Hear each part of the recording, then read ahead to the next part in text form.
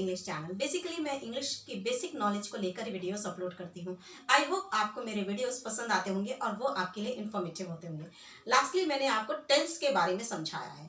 Tense जो हमारे लिए बहुत ज़रूरी है because it plays a very important role in our grammar. चाहे वो नरेशन हो, एक्टिव पैसिव वॉइस हो या ट्रांसलेशन हो, यह सभी जगह हमको टेंस की नीड होती है। इसीलिए टेंसेस के रूल्स और उनको कैसे पहचानते हैं और उन्हें कैसे बनाते हैं, कैसे चेंज करते हैं, ये सब कुछ हमें थॉरोली आना चाहिए। राइट जब हमें डीप नॉलेज होगा इनके रूल्स का, तभी हम इन सब चीज़ों को क्लियर कर पाएंगे। राइट इसीलिए मैंने लास्टली आपको एक वीडियो अपलोड किया था टेंसेस को लेकर। जो पहला वीडियो था मेरा present indefinite tense. Right present indefinite को पहचानते कैसे हैं, तो मैंने आपको बताया था कि जहां पर भी जिस वाक्य के भी अंत में ता है, ती है, ते है आए, वो सब कुछ प्रेजेंट इंडेफिनिट की कैटेगरी में आता है। इसके रूल्स को भी मैंने डिस्कस किया है। इनके नेगेटिव और इंट्रोगेटिव यानी WHSP, हेल्पिंग वर्ब, इन दोनों को मैंने अलग अलग करके आपको डिस्कस किया है। आई होप आपको समझ में आया होगा। मैंने इसका लिंक अपने डिस्क्रिप्शन बॉक्स में डाल दिया है, आप वहां से जाकर देख लीजिएगा। खैर लास्टली मैंने आपको एक और वीडियो अपलोड किया है पास्ट इंडेफिनिट का, यानी भूतकाल। जो कुछ भी बीत चुका है वो सब कुछ पास्ट में आ जाता है। राइट तो सबसे पहले तो पास्ट इंडेफिनिट की पहचान क्या होती है, पास्ट इंडेफिनिट का रूल क्या होता है, इसमें क्या लिखा जाता है। सबसे बड़ी बात होती है कि पास्ट इंडेफिनिट को बनाते समय इनकी पहचान के साथ साथ इसमें वर्ब की फॉर्मेशन को जानना बहुत जरूरी है। राइट तो ये सारे रूल्स मैंने आपको उस वीडियो में डिस्कस किए हैं। आई होप आपके लिए वो इन्फॉर्मेटिव रहे होंगे, और अगर आपने नहीं देखे तो आप देख सकते हैं, उनका लिंक मैंने डिस्क्रिप्शन बॉक्स में डाल दिया है। राइट तो चलिए फाइनली आज के वीडियो की बात कर लेते हैं। आज मैं आप लोगों को फ्यूचर इंडेफिनिट पढ़ाने जा रही हूँ। फ्यूचर इंडेफिनिट यानी भविष्यकाल, इन फ्यूचर, और हमें अपने फ्यूचर से बहुत सारी उम्मीदें होती हैं। इसलिए हम लोग आज चलिए फाइनली पढ़ लेते हैं कि फ्यूचर इंडेफिनिट को कैसे बनाते हैं। सो स्टार्ट करें आज का वीडियो।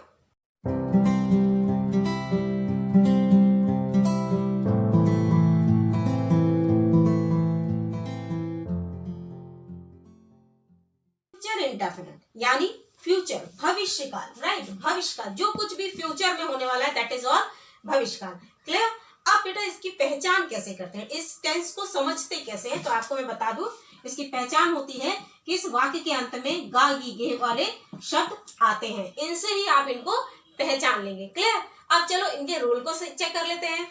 सो बेटा ये है हमारा rule, subject will shall plus V first form plus object. अब आप सोच रहे होंगे कि मैम ने पहले बताया था कि कहीं भी दो हेल्पिंग वर्ब एक साथ नहीं लगाई जा सकती, तो ऑब्वियस सी बात है यहाँ पे भी विल और शैल है, तो ऑब्वियस सी बात है विल और शैल दोनों तो एक साथ नहीं आएंगी। तो क्या चीज कहाँ पर लगेगी वो समझा देती हूँ। ठीक है तो सबसे पहले तो ये देख लो कि शैल का यूज, शैल का यूज हमारा हमेशा होता है फर्स्ट पर्सन के लिए।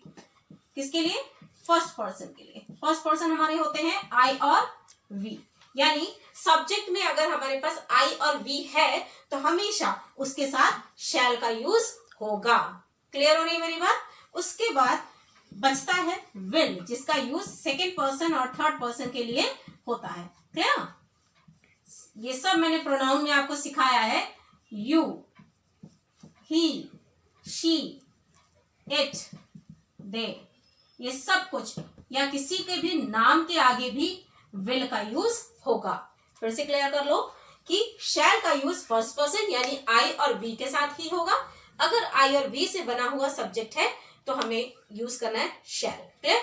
लेकिन अगर विल है, अगर हमारा पर्सन सेकेंड या थर्ड पर्सन है, ही लगा हो, यू लगा हो, शी लगा हो, इट लगा हो, दे हो, या किसी का नाम लिखा हो, तो उन सब के साथ हमें यूज करना है विल। तो I hope it is very clear to all of you. चलिए इसके एग्जाम्पल से समझ लें। ये है हमारा रूल और ये है एग्जाम्पल। रूल के अकॉर्डिंगली हम लोग काम कर लेते हैं। ठीक है तो अकॉर्डिंग टू रूल सबसे पहले लिखना है सब्जेक्ट यानी आई। अब क्योंकि आई फर्स्ट पर्सन है इसलिए यहाँ पर लगेगा शैल। ठीक है तो आई शैल गो टू, कहाँ जाना है? दिल्ली। राइट जाना है हमें दिल्ली। कब? Tomorrow. Right okay now come to the next point.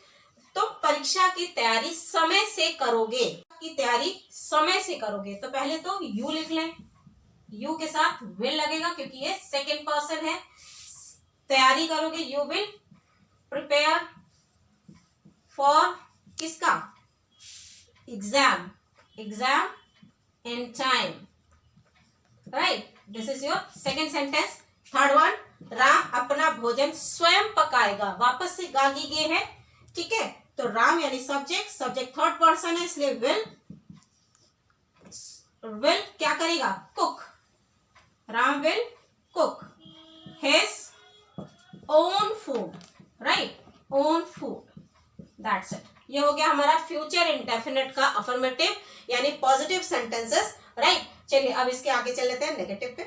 सो बेटा नेगेटिव पे आ जाता है. नेगेटिव का मतलब होता है आंसर नहीं में आना है, ठीक है? यानी नॉट. नॉट कंपल्सरी होता है. नेगेटिव का मतलब ये है नॉट यानी नहीं. क्लियर? ओके.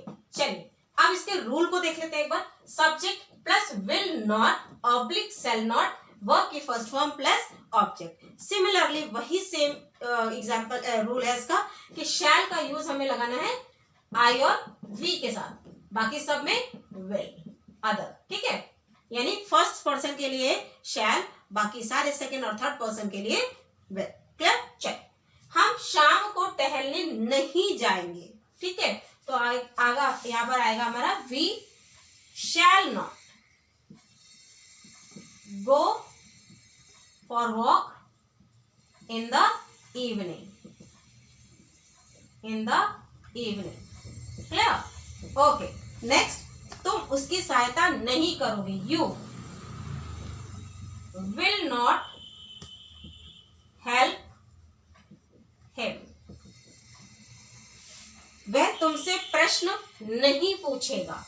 वह तुमसे यानी he will not ask you question. Clear? तो ये था हमारा future negative sentences, future indefinite के नेगेटिव सेंटेंसेस. तो ये था रूल और ये है एग्जाम्पल, ठीक है? तो चलिए आते हैं इंट्रोगेटिव पर. इंट्रोगेटिव पे आ जाते हैं. इंट्रोगेटिव जहां पर विल शैल से क्वेश्चन बनेगा, राइट? दो तरह से बन सकते हैं, हेल्पिंग वर्ब और क्वेश्चन वर्ब. तो पहले बात करेंगे हम विल और शैल यानी हेल्पिंग वर्ब से बने हुए क्वेश्चन से. अब विल कहां पर आएगा? सेकेंड और थर्ड पर्सन के लिए, जबकि शैल आएगा केवल फर्स्ट पर्सन के लिए. क्लियर? चलिए इसको एग्जांपल से समझ लेते हैं. सो स्टूडेंट ये है हमारा एग्जांपल. कैसे करना है चलिए देख लेते हैं. क्या वह तुमसे बात करेगा? क्या, ठीक है? पहले क्या है यानी हेल्पिंग वर्ब से क्वेश्चन बनेगा. क्या यानी will he talk to you, right? साथ में क्वेश्चन मार्क. फिर क्या रोहन तुम्हारे घर आएगा? क्या यानी विल रोहन. रोहन के साथ वर्ब कौन सी है? आना. कम तुम्हारे घर यानी टू योर होम, साथ में question mark. Clear? Next and the last sentence, क्या मैं कार चला पाऊंगा? यहां पर आएगा क्या मैं है तो shall. Shall I drive the car. Clear? ये आप देख पा रहे हैं कि ये कैसे बना. सबसे पहले हमें विल शैल लगाना है क्योंकि हेल्पिंग वर्ब क्लियर करनी है.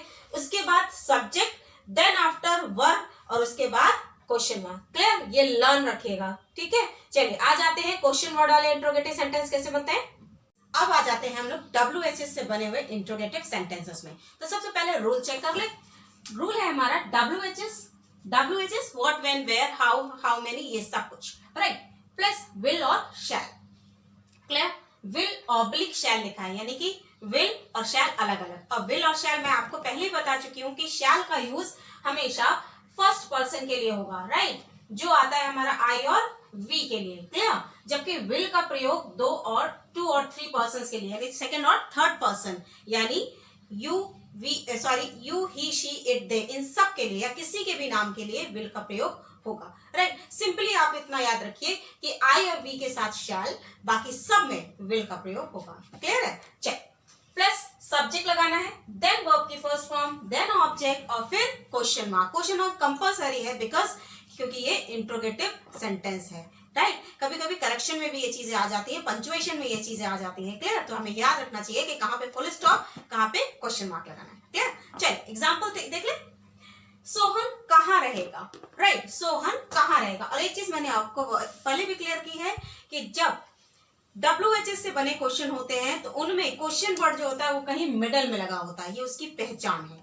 जबकि हेल्पिंग वर्ब से क्वेश्चन बने होने पे क्या शब्द पहले लगा होता है, इससे ही पहचान लेते हैं कि क्या शब्द अगर पहले लगा है तो हेल्पिंग वर्ब से क्वेश्चन बनेंगे, और अगर WHS लगे हैं तो वो कहीं ना कहीं मिडल में वर्ड होगा। क्लियर है? चलिए पहला वाला सेंटेंस कर ले।